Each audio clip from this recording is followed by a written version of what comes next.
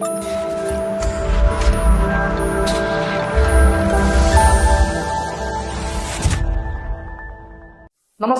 ഞാൻ രമേഷ് ഗോപാൽ. തനിമ special news. പ്രായപൂർത്തിയാകാത്ത ആൺകുട്ടിയെ പ്രകൃതി വിരുദ്ധ പീഡനത്തിന് ഇരയാക്കിയ യുവാവിന് 23 വർഷം കഠിന തടവും 30,000 രൂപ പിഴയും വിധിച്ചു. അതിവേഗ പോക്സോ കോടതിയാണ് ശിക്ഷ വിധിച്ചത്. ബാലരാമപുരം പഞ്ചായത്ത് ഓഫീസിന് സമീപം ചെറുതല്ല വിളാകത്ത് വീട്ടിൽ 46 വയസ്സുള്ള വിജയകുമാറിനെയാണ് കാട്ടാക്കട അതിവേഗ പോക്സോ കോടതി ജഡ്ജി വി വിനോദ് ശിക്ഷിച്ചത്.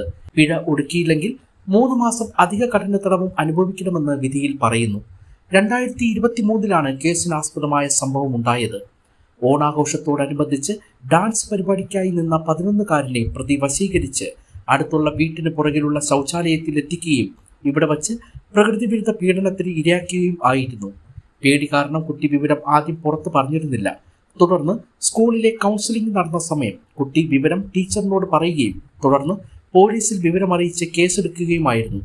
പ്രോസിക്യൂഷന് വേണ്ടി public prosecutor advocate D Pramod കോടതിയിൽ ഹാജരായി. പ്രോസിക്യൂഷൻ ഭാഗത്തു നിന്നും 18 സാക്ഷികളെ വിസ്തരിച്ചു. 37 രേഖകളും 4 തുണ്ടുമുതലുകളും ഹാജരാക്കി. അന്നത്തെ നരുവാമൂട് പോലീസ് സ്റ്റേഷൻ ഇൻസ്പെക്ടറായിരുന്ന എം ശ്രീകുമാറാണ് അന്വേഷണം പൂർത്തിയാക്കി പ്രതിക്കെതിരെ കോടതിയിൽ കുറ്റപത്രം സമർപ്പിച്ചത്.